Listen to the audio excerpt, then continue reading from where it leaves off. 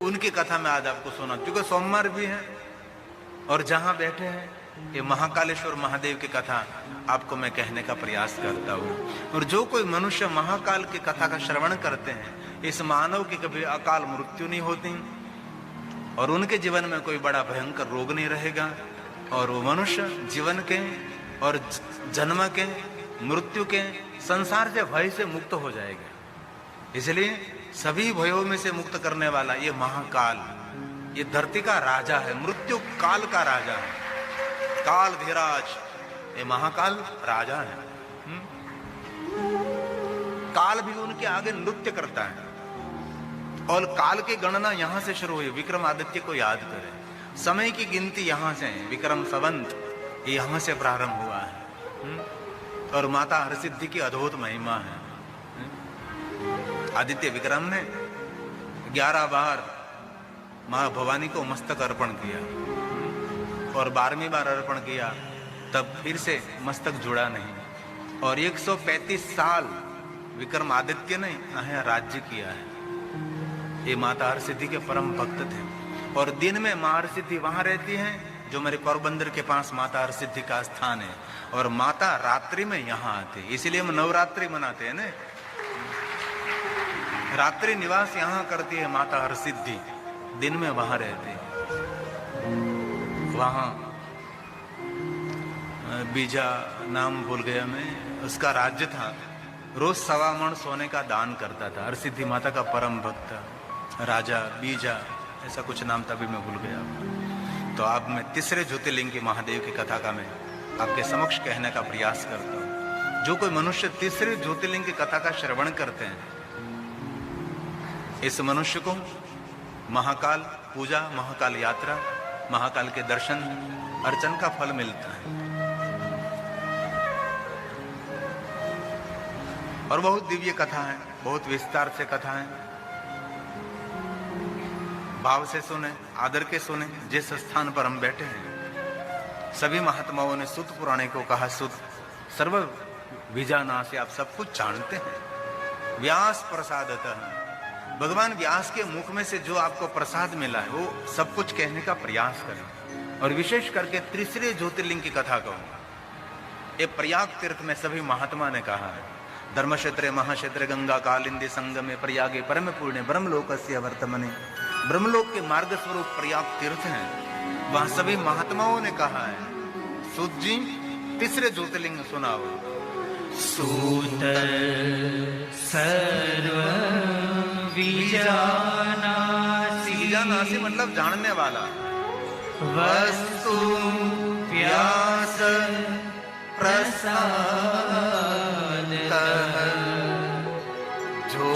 ज्योतिषां च कथां श्रुत्वा तृतीयं नैव प्रजायते, तृतीयं नैव प्रजायते। सुत पुराण ने कहा, महात्माओं आपकी जिज्ञासा देखकर मैं प्रसन्न हूं। आप जैसे साधुओं का मुझे संग हुआ। आप सभी श्रीमंत हैं। श्रीमंत मतलब सभी महात्मा सुनने वाले धनपति नहीं थे ना। एक लंगोट थी पहनने के लिए, दूसरी लंगोट भी नहीं थी महात्माओं के पास। तो अभी सुत पुराण ने कहा आप सब श्रीमंत हैं। और श्रीमंत किसको कहा जाता है? धन संपत्ति वैभव जिनके पास है उसको श्रीमंत नहीं कहा जाता है। जिनके पास श्रीपति की भक्ति हो। श्री की पति कौन? विष्णु की भक्ति जिनके पास हो उनको श्रीमंत कहा जाता है। श्री का अर्थ होता है लक्ष्मी। लक्ष्मी के पति की भक्ति जिनको मिली है उनको श्रीमंत कहा जाता है। और हम धनपति को श्रीमंत कहते हैं, ऐसी बात नहीं होती।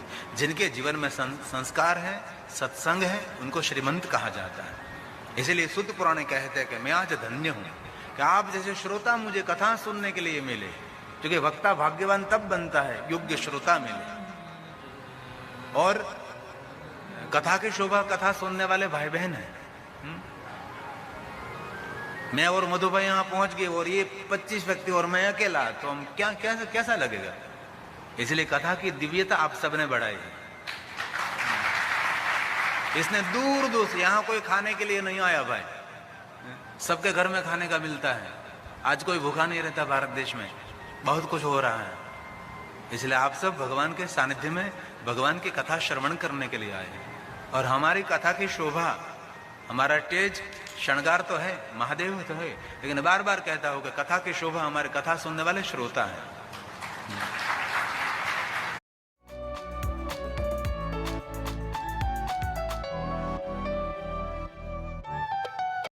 तो वेद प्रिय, उनके 4 संतान, देव प्रिय, प्रिय में सबके घर में खाने का मिलता है।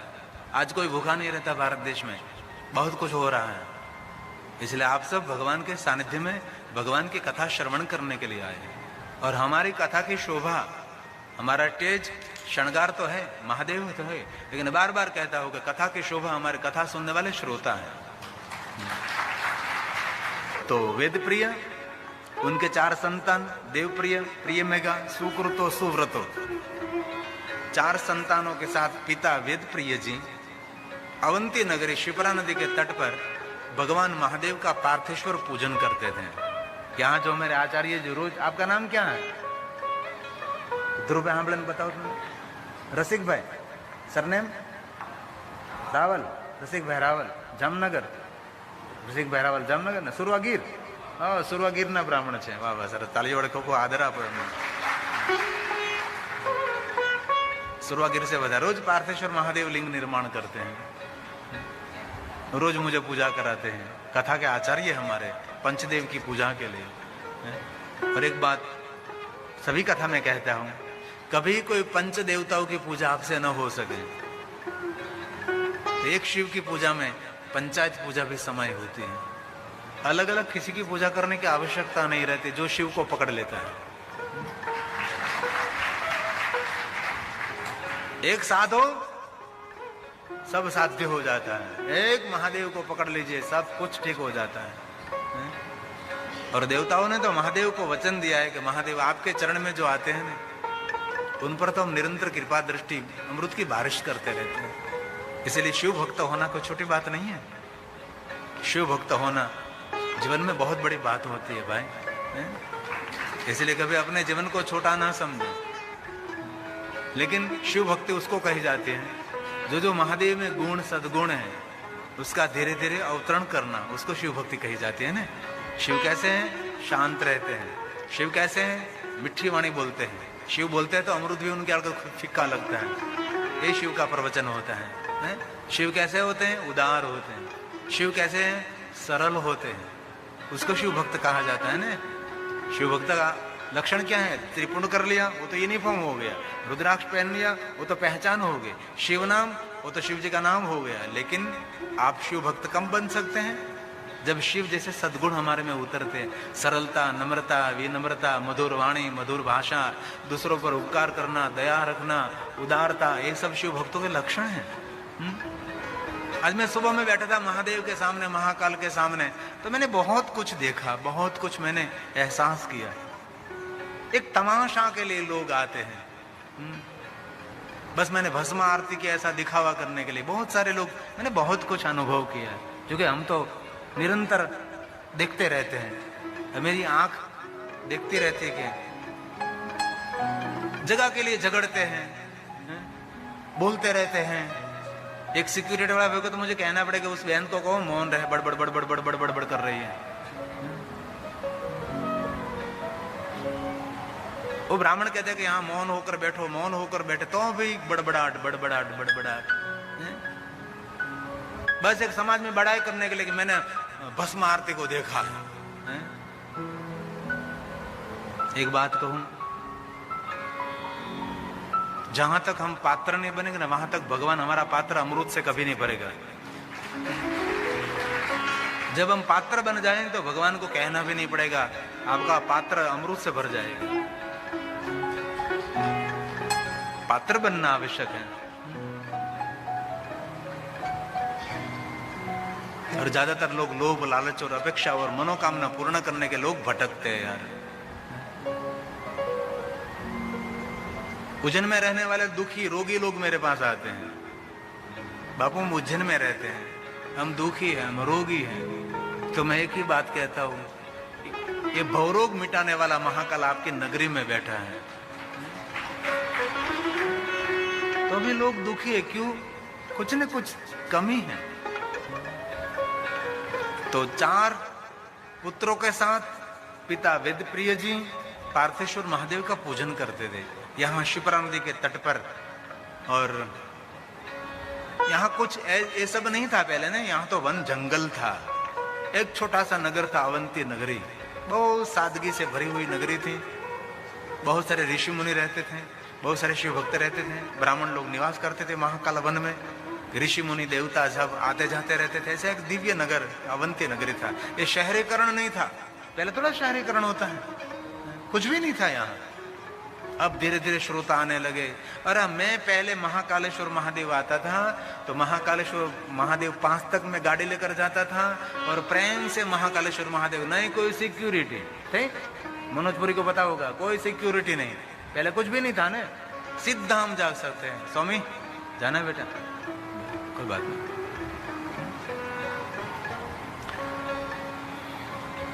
आप प्रेम से जा सकते, कोई रोक टोक नहीं थी।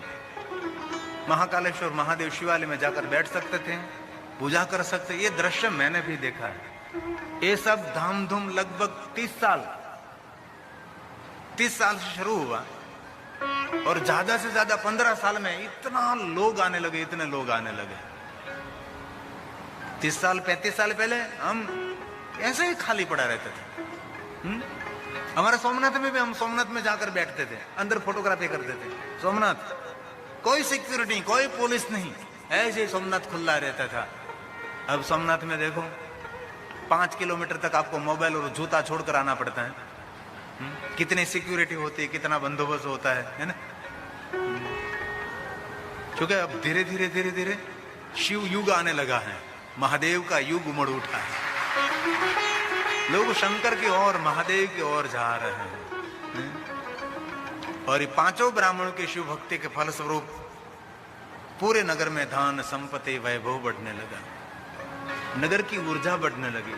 शिव भक्ति के फलस्वरूप जो जो महाकाल वन में रहते हैं उनको सुख मिलने लगा, शांति मिलने लगी। पूजा करता था 5 ब्राह्मणों, शांति सबको मिल रही थी। भक्ति करते थे 5 ब्राह्मण, पार्थेश्वर महादेव की पूजा के फलस्वरूप पूरे नगर में सबको सुख शांति समृद्धि मिलने लगी। धीरे धीरे नगर की जाहो जलाल, धन संपत्ति वैभव बढ़ने लगा। अवंती नगरी की शोभा ऊर्जा बढ़ने लगी। ये 5 ब्राह्मणों की शिव भक्ति के कारण।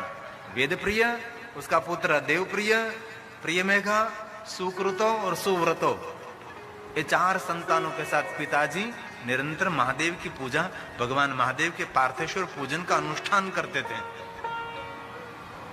अवंती नगरी से दूर एक महाअसुर रत्नमाला पर्वत पर रहता था, दूषण नाम का असुर।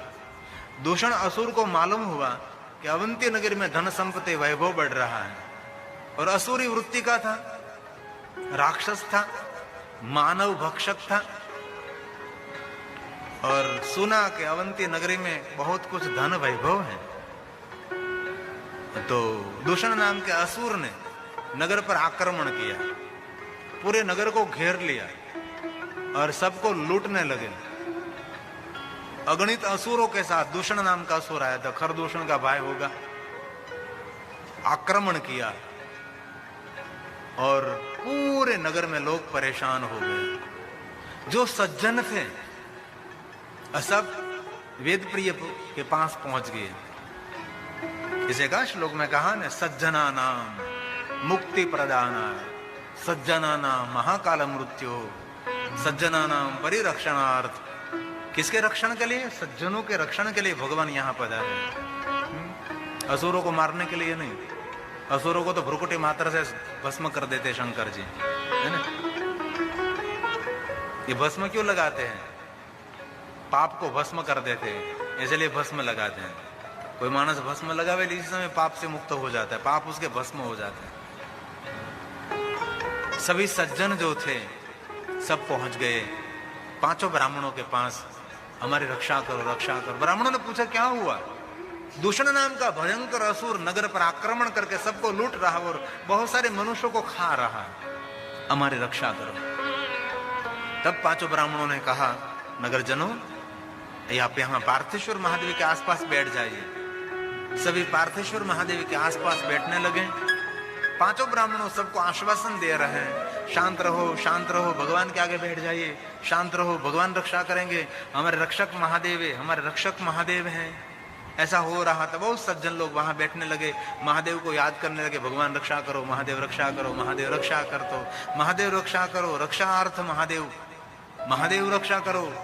इसी समय में दूषण नाम का असुर वहां पहुंच गया। पांचों ब्राह्मणों को देख लिया, उस पांचों ब्राह्मणों को पकड़ लिया उसने और पांचों ब्राह्मणों को खाने का प्रयास किया। भक्षण पापियों का नहीं होता, भक्षण पवित्र लोगों का ही होता है। दुनिया में बदनामी किसको मिलती है? जिनके पास नाम है उसको बदनामी मिलती है। अपकीर्ति किसको मिलती है? जिनके पास कीर्ति है, जिनके पास मान सम्मान बहुमान है, उसको लोग गिराते हैं ना। गिरा हुआ उसको गिराने से क्या होगा? कुछ भी नहीं होगा। जो कोई ऊपर उठा है उसको गिराने का समाज प्रयास करता रहता है, पहले से निरंतर चलता आता है।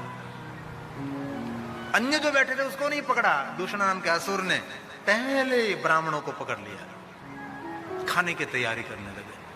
इसी समय नगरजनों ने और पांचों ब्राह्मणों ने भगवान महादेव की प्रार्थना की, भगवान महादेव हमारी रक्षा करो, हमारी रक्षा करो, रक्षा करो।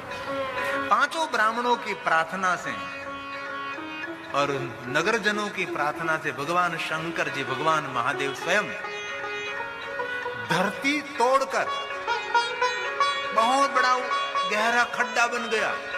अब देखो, महाकाल धरती ऊपर नहीं है, महाकाल भूगर्भ में है। ये आपको पता नहीं होता, ये महाकाल भूगर्भ में है, ऊपर नहीं है, बहुत नीचे उतरना पड़ता है। तो आपको पता नहीं लगता, आप घूम घूम जाते हैं ना, इसलिए आपको पता नहीं लगता। महाकाल धरती के सपाटी पर नहीं है, महाकाल भूगर्भ में है। बहुत बड़ा खड्डा प्रकट हुआ, बहुत बड़ा गहरा, और भूमि तोड़कर, जमीन को तोड़कर, जमीन को फाड़कर भगवान महादेव अग्नि ज्वाला के साथ प्रकट हुआ है। अग्नि के तेज के साथ भगवान प्रकट हुए हैं। इतना भयंकर विकराल रूप लेकर भगवान प्रकट हुए, विकराल और भयंकर रूप लेकर प्रकट हुए, और हुंकार मात्र से, सिर्फ ध्वनि मात्र से असुरों को जलाकर भस्म कर दिया है। इसे महादेव को भस्म चढ़ाई जाती है। असुरों को मारा नहीं है, महादेव ने असुरों को भस्म कर दिया, वहां से शिव जी को भस्म चढ़ाई जाती है। अन्य शिवलिंगों पर भस्म अभिषेक नहीं होता सुबह का।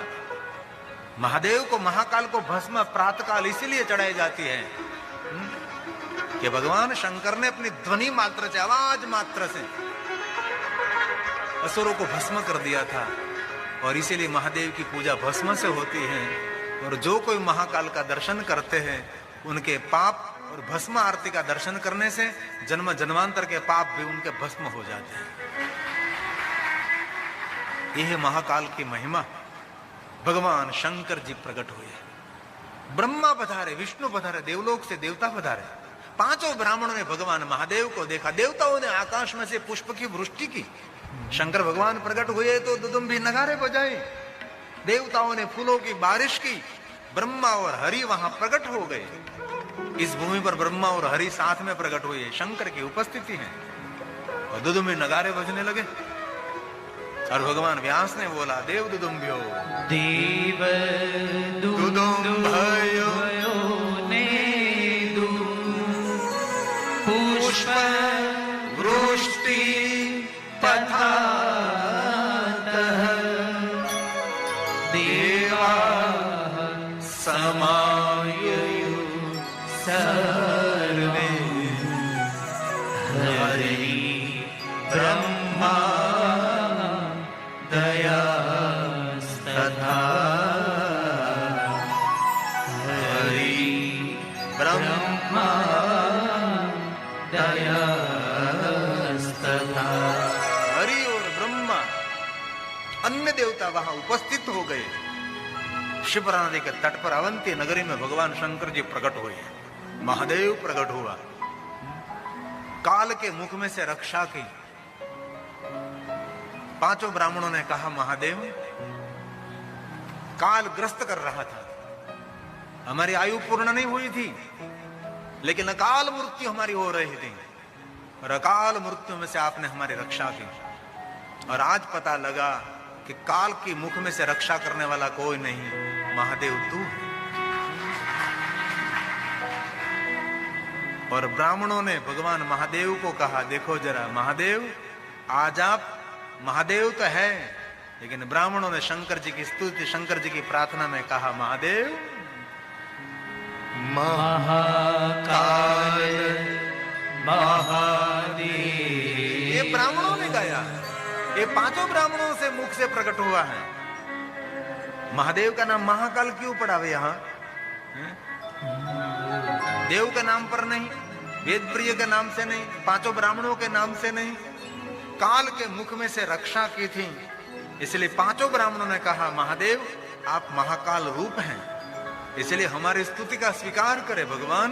और जो पांचों ब्राह्मणों ने महादेव की उपस्थिति में, देवताओं की हाजिरी में, पांचों ब्राह्मणों ने भगवान महादेव की स्तुति की। इसमें पहला शब्द दिया महाकाल।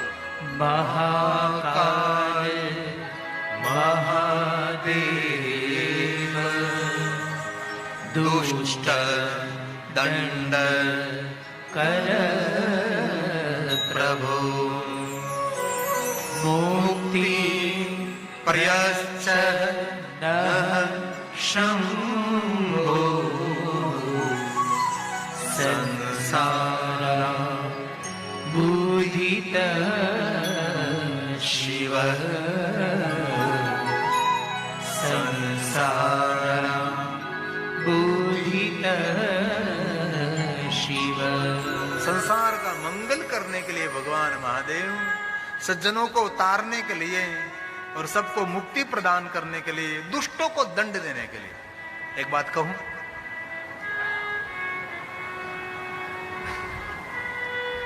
कोई मनुष्य महाकाल का दर्शन करते हैं ना, उतरे उनके जो शत्रु हैं उसको दंड आपको नहीं देना पड़ेगा, ये महाकाल उसको दंड देने के लिए पहुंच जाते हैं। बिना कारण आपके साथ कोई शत्रुता कर रहा है, बिना कारण। बहुत लोग होते हैं कोई कारण नहीं होता तो भी शत्रुता करते हैं, कोई कारण नहीं होता, उनके साथ हमारा कोई लेना देना नहीं है, तो भी गले पड़ जाते हैं। कभी कभी होता है ना ऐसा जीवन में, कभी कभी होता है, गले पड़ जाते हैं लोग, सामने से शत्रु आ जाता है। इसलिए जो महाकाल का दर्शन करते हैं उनके शत्रु को आपको दंडित नहीं, ये महाकाल शत्रुओं को दंड देने, यहां कहा ने दुष्ट दंड, दुष्टों को दंड देने के लिए भगवान महादेव निरंतर उनके भक्तों की रक्षा करने के लिए भगवान शंकर जागते हैं।